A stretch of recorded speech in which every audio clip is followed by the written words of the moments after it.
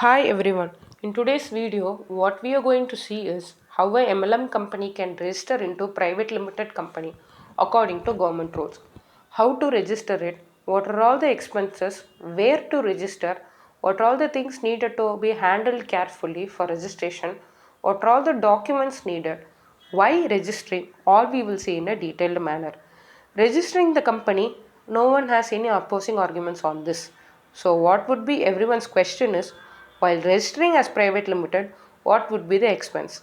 This is the major question. Now we will answer it. Based on experience, minimum 15,000 to maximum 25,000 will be charged by the auditor based on their experience and knowledge. If you see why registering is, there are so much advantages behind it. First will be if we see a private limited company, it has a separate value for people doing business. As much as possible, try to change to private limited. It has various advantages. First one would be, as we see, networking is a very risky business.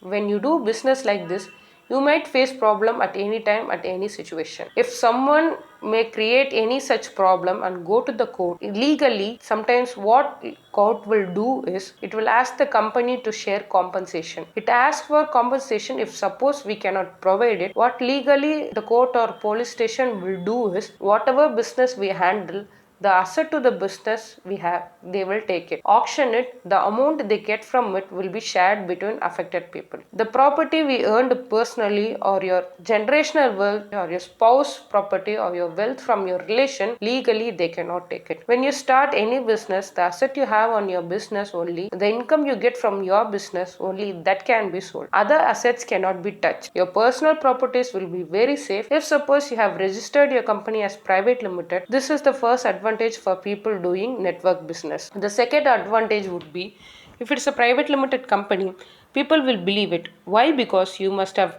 legally given all government necessary documents, originals, your ration card, Aadhaar card, PAN card, all you would have given, and it will be available to the public. When people search for your company in MCA website, what are all the private limited companies or limited companies you are part of, how many years will be available to the public to see. People will see it and would believe that this is a trusted company.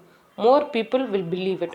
Thirdly, you do a business, it is seeing a good growth means if you want a loan from the government or loan from bank, it will be provided lot quicker. Next most important thing is if you run a private limited company, people will trust you a lot more than an individual or a partnership company.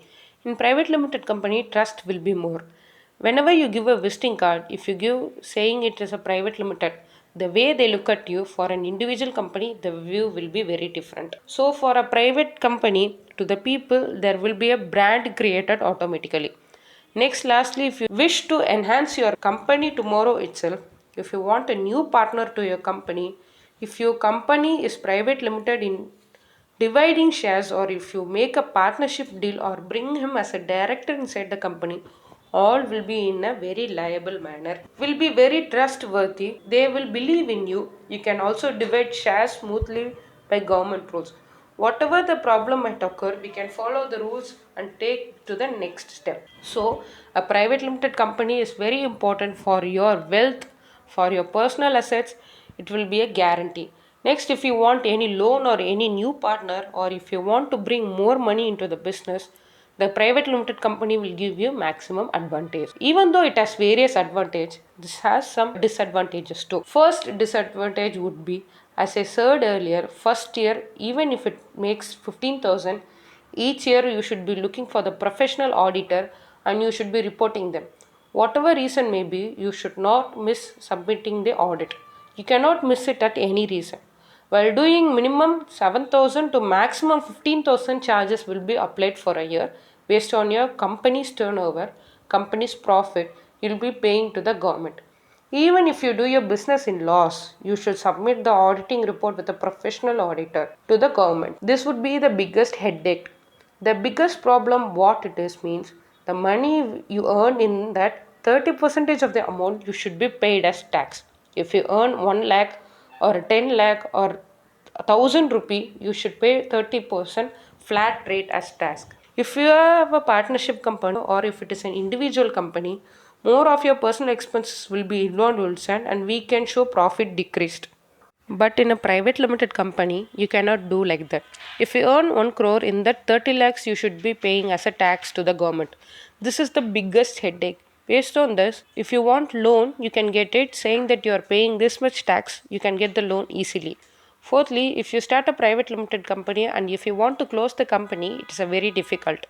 There are so much legal formalities behind it, so much process involved. So if you want a company to start in a short time, like I'm starting a company as an entertainment, I don't know will it be profit or loss. Please do not go for private limited company. Or if you start a company for 6 months, after that you will start another company means you look this as a trial and error means please don't start as private limited.